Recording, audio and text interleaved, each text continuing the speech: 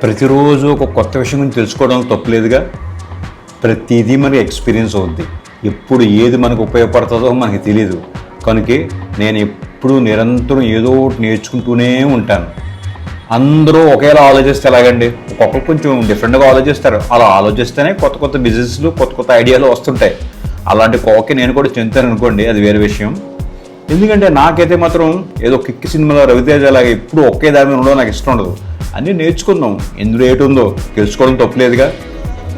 నేను మొన్న కూడా లాస్ట్ టైం హీట్ ఎక్స్చేంజెస్ గురించి మీకు చెప్పాను నేను. మరి ఎంతమందికి అది దాన్ని యాక్సెప్ట్ చేస్తారో, ఎంతమంది చూస్తారో నాకు తెలియదు. కానీ బట్ నేను ఎందుకు ఇలా చెప్పుకుంటూ వెళ్తున్నానంటే, ఇప్పుడు మీకు ఇది ఉపయోగపడకపోవచ్చు, ఫ్యూచర్లో ఎప్పుడైనా మీకు ఉపయోగపడవచ్చు. ఎందుకంటున్నానంటే రెగ్యులర్గా చేసే బిజినెస్ ఓకే, అది సజెషన్స్ ఇవ్వడానికి, అడ్వైజ్ ఇవ్వడానికి మనకు చాలామంది తెలిసిన వాళ్ళు ఉంటారు. బట్ ఇలాంటి ప్రోడక్ట్స్ చేయాలనుకున్నా సరే మీకు గైడెన్స్ కూడా చాలా అవసరం అవుతుంది. అఫ్కోర్స్ నేను లేరు అన్న కానీ, బట్ గొప్ప మీకు ఒక చిన్న రెఫరెన్స్ కావాలనుకోండి, ఒకసారి నేను గుర్తుకొస్తాను మీకు. మనం రోజు ఎంటర్టైన్మెంట్ చూస్తాం, ట్రావెల్ వీడియోస్ చూస్తాం, బోర్డు చూస్తుంటాం. రోజు ఇలాంటి వీడియోలు కూడా ఒక 10 నిమిషాలు కేటాయించండి. ఇప్పుడు నేను చెప్పే ఈ వ్యాపారం రబ్బర్ ఇండస్ట్రీ. అసలు రబ్బర్ ఎలా తయారు చేస్తారు, అసలు రబ్బర్లో ఎన్ని రకాలు ఉంటాయి, ఆ రబ్బర్ని ఎన్ని రకాలుగా ఉపయోగిస్తారు, మీకు కొంచెం విసుగుస్తున్నట్టున్నాను ఇలాంటి టాపిక్స్ తోటి. ముందు కొంచెం ఆసక్తికరమైన టాపిక్స్ వస్తానులేండి. నాకు మీ సపోర్ట్ చాలా అవసరం. ఇప్పుడు నాకు లైక్ చేసి, షేర్ చేసి, సబ్స్క్రైబ్ చేయండి. ప్రధానంగా మనకి రబ్బరు చెట్ల నుంచి వస్తుందండి. అది న్యాచురల్ రబ్బర్ అంటారు అన్నమాట, దాన్ని ఎన్ఆర్ అంటారు. ఇప్పుడు యాక్చువల్గా అసలు రబ్బర్ని ఎలా తయారు చేస్తారు, ఉపయోగిస్తారు మీకు నేను చెప్పబోతున్నాను. రబ్బర్ అంటే చాలా మంది టైర్లు బాగా గుర్తుకొస్తాయి, రబ్బర్ టైర్లు అంటారు. అలా కాకుండా మన బుష్ల దగ్గర నుంచి ఇంట్లో వాడే చాలా అవసరాలకి రబ్బర్ వాడతాం మనం. దీని బేసిక్గా కావాల్సిన మిషనరీ ముందు చెప్తాను మీకు నేను. ఒకటి, ఫస్ట్ ఏ చేయాలన్నా సరే, డై చేయాలన్నా ఏం చేయాలన్నా ముందు లేత్ మిషన్ కావాలి. తర్వాత రబ్బర్ కాంపౌండ్ మిక్సర్ కావాలి, హైడ్రోలిక్ ప్రెసెస్ కావాలి. అవి చాలా రకాల సైజుల్లో ఉంటాయి. రబ్బర్లో చాలా రకాలు ఉంటాయండి. అవి మీకు నేను ఒకసారి ఈ చిత్రం చూసి చూడండి, మీకు చాలా వరకు మీకు ఐడియా వస్తుంది. మొదటగా న్యాచురల్ రబ్బర్, ఇది ఎన్ఆర్ అంటారు. ఈ ఎన్ఆర్ అనేది చాలా అప్లికేషన్స్కి వాడతామండి. నెక్స్ట్ ఇంకోటి ఎన్బిఆర్ అంటాం. దీంట్లో ఆయిల్ రెసిస్టెన్స్ ఉంటుంది అన్నమాట, అందుకని ఎక్కువ ఎన్బిఆర్ వాడతాం. ఈపిడిఎం అనేది చాలా ఎక్కువ వాడతారండి. ఎందుకంటే ఇది వేడిని తట్టుకోవడానికి, ఓజోన్ నుంచి తట్టుకోవడానికి ఎక్కువ ఈపిడిఎం వాడతాం. మీరు చాలా చూడండి, కిటికీలు కాట్లు కూడా ఈపిడిఎమే ఉంటుంది. అంటే కిటికీకి అద్దానికి మధ్యలో బీడింగ్లో వస్తే చూసారా, అవన్నీ ఈపిడిఎంతో తయారు చేసినవే. ఈ సూర్యరశ్మి నుంచి కాపాడతాయి అన్నమాట. ఆ తర్వాత సిలికాన్ తీసుకోండి. సిలికాన్ దేనికి వాడతాం? అది హీట్ రెసిస్టెంట్ అన్నమాట.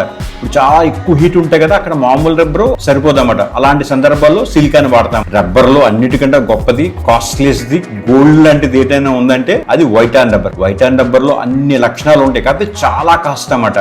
మామూలు నేచురల్ రబ్బర్తో కంపేర్ చేసుకుంటే చాలా ఎక్స్పెన్సివ్గా ఉంటుంది. ఇది ఇంట్లో ఏంటంటే అన్ని రెసిస్టెన్స్ దీంట్లో ఉంటుంది అన్నమాట. అంటే ఆయిల్ రెసిస్టెన్స్ ఉంటుంది, హీట్ రెసిస్టెంట్ ఉంటుంది, ఓజోన్ రెసిస్టెంట్ ఉంటుంది. అలాగే అన్ని గుణాలు కలిపిందే ఈ వైటాన్ రబ్బర్. అందుకే అంత కాస్ట్ ఎక్కువ అనమాట. ఎందుకంటే బేసిక్గా ఈ రబ్బర్ ఇండస్ట్రీకి లేత్ మిషన్ దేనికంటే ఫస్ట్ డై తయారు చేసుకోవాలి కదా.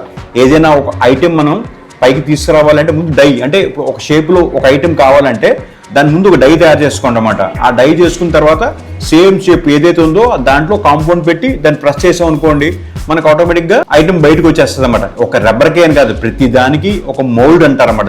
దానికి వేరే డై మేకింగ్ ఉంటుంది. ఆ డై మేకింగ్ ఈ లేత్ మిషన్ మనం ఎక్కువగా వాడతాం. మీకు చూపిస్తున్న ఇమేజెస్ లో మీకు మెయిన్ ఇంపార్టెంట్ గా డై అవసరం అని చెప్పుకున్నాం కదా. ఆ డైస్ లో రకాల గురించి మనం మాట్లాడుకుందాం. మొదటిది కంప్రెషన్ మోల్డ్ డై అంటారు. రెండోది transfer mould die, injection model die, insert model die, multi cavity die, cylinder die, extrusion die, tube die, trip die, co extrusion die, diaphragm die, vacuum mould die, port mould die, rotation mould die. ఇన్ని రకాల dice ఉంటాయి. ఏం లేదండి, compound ఇప్పుడు మనం ఏం చేయాలనుకుంటున్నాం, ఈపిడిఎంలో చేయాలనుకుంటున్నామా, natural రబ్బర్లో చేయాలనుకుంటున్నామా, లేకపోతే సిలికాన్లో చేయాలనుకుంటున్నామా, వైటాన్లో చేసుకుని డిసైడ్ అయిన తర్వాత దానికి కొన్ని కెమికల్స్ ఉంటాయి, దాన్ని యాడ్ చేసి మనం ఇది చెప్పాను కదా చెరుకు రసం అని సరదాగా చెప్తున్నాను మీకు, అలాగే ఉంటుంది సేమ్. దాంట్లో మన కాంపౌండ్ పెడితే బయటికి అవుట్పుట్ వచ్చేస్తుంది అన్నమాట. తర్వాత హైడ్రోలిక్ ప్రెస్లు చాలా రకాలు ఉంటాయండి. సైజుని బట్టి చాలా చిన్న సైజు నుంచి చాలా పెద్ద సైజు వరకు ఉంటాయి. మీ డైని బట్టి ఎన్ని క్యావిటీస్ కావాలి, దాంట్లో అన్ని రకాలుగా ఉంటుంది. ఆ డై తీసుకుని మనం దాంట్లో కాంపౌండ్ ఫిక్స్ చేసి క్లోజ్ చేసిన తర్వాత ఈ హైడ్రోలిక్ ప్రెస్లో పెడతాం అన్నమాట. పెట్టిన తర్వాత క్యూర్ అయిన తర్వాత దానికి టైం ఉంటుంది. ఆ టైంలో ఆటోమేటిక్గా అది ఎంత కావాలో డ్యూరేషన్ అది ప్రోడక్ట్ని బట్టి దానికి డ్యూరేషన్ ఇస్తాం అన్నమాట. తర్వాత ఐటమ్ ఆటోమేటిక్ బయటకు వస్తుంది. ఆ ప్రోడక్ట్ బయటకు వచ్చాక కొంచెం ఫినిషింగ్ ఉంటుంది, దానికి చిన్న చిన్న ఎక్స్ట్రా ఉన్నాయి ఏమున్నాయి అవన్నీ కట్ చేసి దాని ఫినిషింగ్ తయారు చేస్తాం అన్నమాట. అప్పుడు రబ్బర్ ప్రోడక్ట్ తయారవుతుంది. ఇవి రకరకాల సైజుల్లో ఉంటాయి, రకరకాల ఐటమ్స్. ఏ రకమైన సరే ఒక డై అండి, మనం ఏ రకమైన ఉత్పత్తి అయినా సరే ఒక డైన్ బేస్ ఆధారపడి ఉంటుంది. దీంట్లో ముఖ్యమైన ఇంకోటి అంటే రబ్బర్ ఎక్స్ట్రూడర్ అన్నమాట. దీంట్లో మనం ఏం చేస్తామంటే రకరకాల బీడింగ్స్ కానీ ఏదైనా ప్రొఫైల్స్ ఏం తయారు చేయాలన్నా సరే ఎక్స్ట్రూడర్ నుంచి తీసుకుంటాం అన్నమాట.